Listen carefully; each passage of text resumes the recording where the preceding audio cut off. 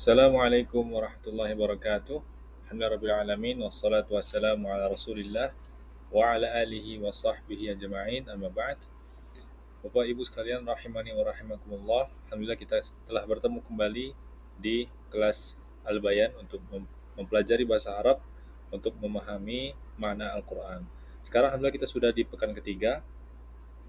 Setelah pekan yang lalu kita mempelajari salah satu unsur dalam bahasa Arab yaitu isim ataupun kata benda, dan di pekan ini insya Allah kita akan masuk ke fi'il yaitu kata kerja. Tujuan pekan ini kita ingin mengenal apa itu fi'il, kata kerja. Lalu kita ingin mengidentifikasi jenis-jenis fi'il. Lalu kita juga ingin mengenali ciri umum pada masing-masing jenis fi'il agar bisa dapat melatih kemampuan kita menemukan fi'il dalam ayat-ayat Al-Qur'an. Baik, pertama-tama apa itu fi'il? Fi'il itu adalah kata kerja. Ya, fi'il itu adalah kata kerja dalam bahasa Arab. Kata kerja itu apa? Kata yang menunjukkan suatu aksi, kejadian, tindakan atau peristiwa serta waktu terjadinya. Oke.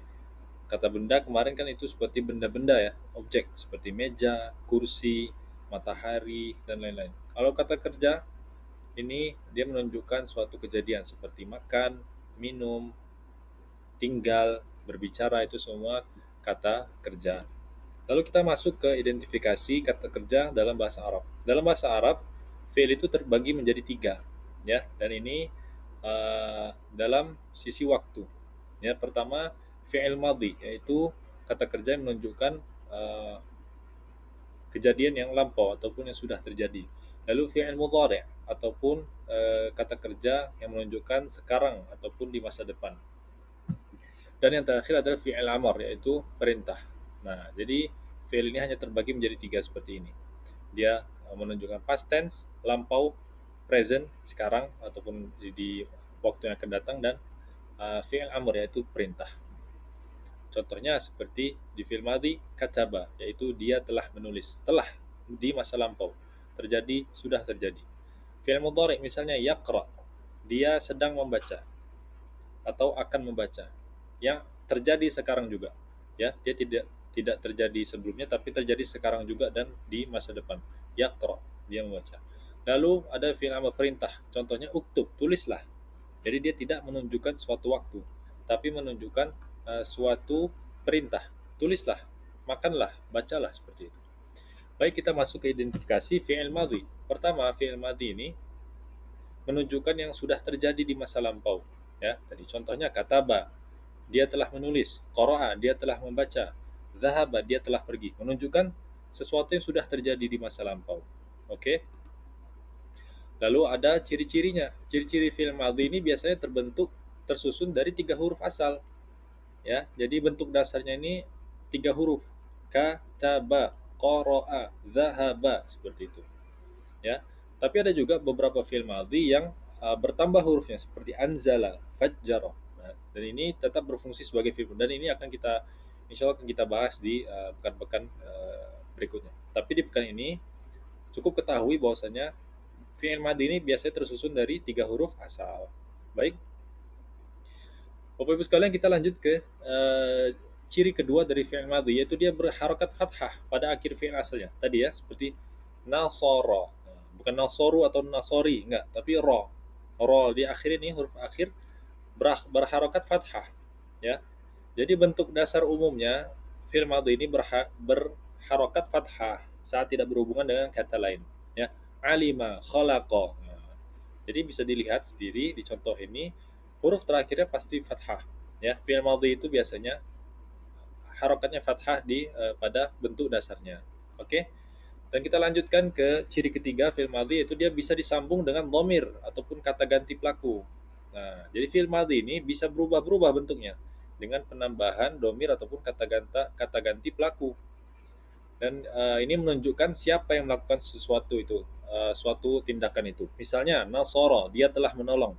Ya, jadi bentuk dasar fi'il madhi ini dia dalam kata ganti dia laki-laki, dia telah menolong, nasara. Lalu ketika kita ingin merubah dan menunjukkan siapa yang melakukan selain dia, kita bisa mengatakan saya telah menolong, maka nasortu jadinya. Ya, jadi beda akhirnya. Alima, dia telah mengetahui. Kalau kita ingin mengatakan kami, maka tambahkan na, alimna. Dan juga khalaqa, dia telah menciptakan. Ini bentuk dasarnya ya. Di kiri ini semua nasara, alima, khalaqa, ini bentuk dasar. Lalu ketika kita ingin mengubahnya menjadi ke suatu objek yang suatu subjek yang ingin melakukan siapa, maka ditambahkan kata akhir seperti khalaqta, kamu telah menciptakan. Nah, ini nanti insya Allah akan kita bahas lebih lanjut ya di materi bonus. Bisa nanti disimak bahwasanya bagaimana kita mengubah-ubah fi'il madhi sesuai dengan kata ganti pelakunya. Dan insya Allah ini mudah untuk dipelajari. Baik, kita lanjut ke berikutnya. Bapak Ibu sekalian rahimani rahimakumullah, tadi kita sudah membahas fi'il madhi, yaitu fi'il kata kerja masa lampau. Maka sekarang kita masuk ke fi'il mudhari' yang menunjukkan tindakan yang sedang ataupun akan terjadi. Ciri yang paling menonjol dari fi'il mudhari' ini, dia biasanya disertai dengan ya, ta, a, atau na di awal kata. Seperti yaktub. Nah, tadi kataba kan fi'il madhi. Dan di sini kalau fi'il mudhari' dia yaktub bentuknya. Jadi depannya ini bisa ya, ta, a, atau na. Itu biasanya fi'il mudhari'. Yaktub, taktub, aktub, naktub. Nah, jadi kata depannya ini berubah sesuai dengan kata ganti dan ataupun domirnya, ya, kata gantinya. Dia nanti kalau kita mengatakan dia laki-laki, nanti kata depannya beda. Kalau kita mengatakan untuk kamu laki-laki, maka beda juga depannya. Seperti itu. Nanti akan kita pelajari juga rumus-rumusnya. Oke, ciri fi'il mudhari yang pertama diawali dengan salah satu dari 4 huruf mudhari tadi ya, ta, ya, nun, a, alif, dan dia berubah bentuk sesuai dengan pelaku ataupun kata gantinya, domirnya. Bentuk dasarnya dia ya depannya ya, bentuk dasarnya dia ya depannya, yaktub, dan di domir dia laki-laki. Seperti tadi di fi'il madhi juga seperti itu, bentuk dasarnya dalam bentuk dia laki-laki, kataba, dan di sini yaktub. Oke, diubah sesuai pelakunya. Maka kita katakan ketika kita ubah sesuai pelakunya, kamu laki-laki sedang menulis, maka taktub. Saya menulis aktub, kami sedang menulis naktub. Nah, ini kapan dia na, kapan dia a, kapan dia ta, ada rumusnya akan kita tunjukkan nanti di materi bonus insya Allah. Lalu kita lanjutkan ke ciri kedua, yaitu dia berharokat dhammah di akhir ya. Bentuk dasarnya berharokat dhammah di akhir. Tadi fi'il madhi dia berharokat fathah kan di akhirnya bentuk dasarnya. Tapi kalau fi'il mudhari' ketika dia tanpa pengaruh kata lain, maka dia berakhiran dhammah. Seperti yaf'alu, naktubu, tadhhabu. Nah, itu ya. Akhir-akhirnya dhammah dia. Dan ini bentuk dasar dari fi'il mudhari'. Lalu kita lanjutkan ke ciri ketiga, yaitu fi'il mudhari' ini dia bisa mengalami perubahan akhir kata. Namanya rafa', nasab, ataupun jazm. Tapi ini kita abaikan dulu ya. Tidak perlu harus tahu istilah-istilah ini. Yang penting Bapak dan Ibu sekalian cukup ketahui bahwa fi'il mudhari' ini dapat berubah akhirnya tergantung posisi dalam kalimat ataupun ada huruf yang mendahulunya. Bentuk dasarnya tadi kan dia dhammah ya di akhir, yaktubu. Nah, dia bisa semerta-merta jadi yaktuba, bisa yaktub sukun, bisa. Kalau ada huruf di depannya yang mendahului ataupun posisi dalam kalimatnya. Ini akan kita pelajari nanti insya Allah di pekan-pekan berikutnya. Tapi untuk sekarang, Bapak Ibu sekalian, cukup ketahui aja dulu ya, bahwasanya fi'il mudhari ini bisa berubah-berubah akhirnya. Kalau fi'il madhi tidak bisa berubah, fi'il mudhari bisa. Seperti itu. Kita langsung masuk ke fi'il amr, yaitu perintah. Fi'il yang digunakan untuk memberi perintah ya, kata kerja yang digunakan untuk memberi perintah atau ajakan. Biasanya digunakan hanya untuk orang kedua ya, untuk kamu dan kalian yang kita ajak bicara. Karena nggak mungkin kita memberi perintah ke saya ataupun ke dia ataupun ke kami gitu kan, tidak mungkin. Perintah itu pasti ke orang yang kita ajak bicara. Hei kamu, tulislah gitu. Hei kamu, makanlah gitu kan. Tidak mungkin hei saya makanlah, enggak. Tidak masuk akal ya. Jadi kalau di bahasa Arab, perintah ini hanya untuk orang kedua ataupun kamu atau kalian. Orang kedua itu orang yang kita ajak berbicara. Seperti contohnya uktub. Nah, beda lagi bentuknya kan? Uktub, iqra, idhab. Tulislah, bacalah, pergilah. Oke. Nah, ini juga ada rumusnya dan insya Allah akan kita bahas di materi bonus ya, agar lebih mendalam lagi. Ya, fi'il amr ini dia dibentuk dari fi'il mudhari'. Dengan menghilangkan huruf mudhari yang tadi ya tana sama itu kita hilangkan, lalu kita tambahkan hamzah wasal di depannya. Dan nanti insya Allah akan kita bahas di materi bonus. Baik, kita lanjutkan ke ciri fi'il amr yang pertama, yaitu dia diawali dengan huruf alif ataupun hamzah wasal, ya, yaitu hamzah yang hanya dibaca ketika di awal bacaan. Ya, jadi fi'il amr ini awal-awalnya, ya, awal dari fi'il amr ini biasanya diawali oleh huruf hamzah wasal seperti iqra, unzur, seperti itu ya. Nanti kita bahas di materi bonus lebih mendalam lagi. Lalu ciri keduanya dia bentuk umumnya, ya, bentuk dasarnya secara umum itu sukun akhirnya, ya. Jadi tadi fi'il madhi itu awalnya bentuk dasarnya dia fathah belakangnya kan. Kalau fi'il mudhari belakangnya dhammah. Adapun fi'il amr dia bentuk dasarnya sukun di akhirnya. Oke.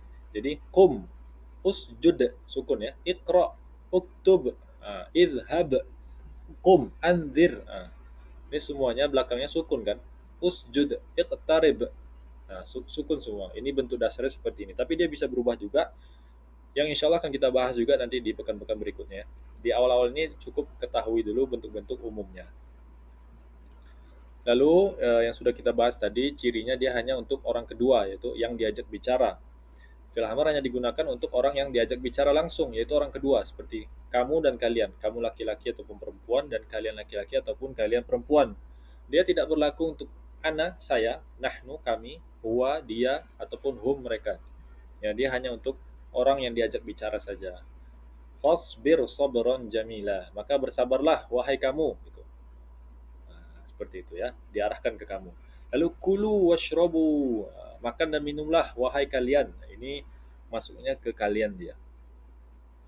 Bentuk-bentuknya ini nanti sudah kita bahas, sudah kami susun di materi bonus dan akan kami jelaskan insya Allah. Lalu di sini ya ini akan kita praktek dan insya Allah lebih banyak lagi nanti praktiknya kita ketika Zoom ya bersama pengajar. Jadi di sini ada 5 ayat yang kami susun, lalu kami tuliskan tanda umum dari fi'il madhi, maka nanti Bapak dan Ibu sekalian langsung sama pengajarnya mengidentifikasi mana saja sih fi'il madhi yang ada di ayat-ayat ini. Dan juga di sini praktek untuk menemukan fi'il mudhari', ya. Kita sudah berikan di sini tanda umumnya, nanti langsung dibahas ya pas Zoom insya Allah lebih mendalam lagi dengan bimbingan para pengajar. Dan juga di sini ada praktik menemukan fi'il amr dan juga sudah kita berikan tanda umumnya di sini. Oke, maka ini saja materi kita pekan ini membahas fi'il yaitu kata kerja. Sedikit rangkuman yaitu fi'il itu kata kerja menunjukkan waktu dan tindakan dalam ayat Quran. Lalu dia terdiri dari 3 jenis utama. Fi'il madhi lampau, fi'il mudhari yang sedang terjadi ataupun akan terjadi, dan fi'il amr perintah. Lalu tiap jenis ini memiliki ciri-ciri unik untuk membedakannya yang sudah kita bahas di halaman-halaman sebelumnya. Lalu mengenali fi'il membantu memahami aksi, waktu, kejadian, dan struktur kalimat dari Al-Quran.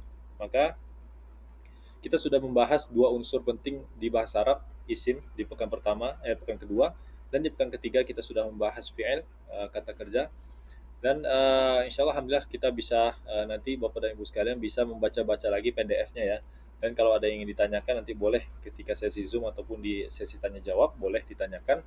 Yang penting sekarang untuk tidak terlalu pusing dengan istilah-istilah, tidak perlu menghafal istilahnya. Yang penting paham dulu gambaran besarnya, ya, konsep-konsepnya, bahwasanya fi'il itu ada 3, lalu ciri-ciri umumnya seperti ini.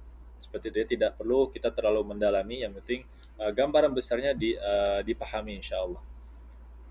Dan di pekan ini kami akan memberikan materi bonus untuk membahas dan menjelaskan bagaimana mengubah fiil-fiil sesuai dengan kata ganti ataupun domirnya. Ya, itu saja yang ingin kami sampaikan. Semoga bermanfaat dan kami tunggu insya Allah nanti kehadirannya di sesi Zoom untuk bedah materi dan praktek bareng. Wassalamualaikum warahmatullahi wabarakatuh. Assalamualaikum warahmatullahi wabarakatuh.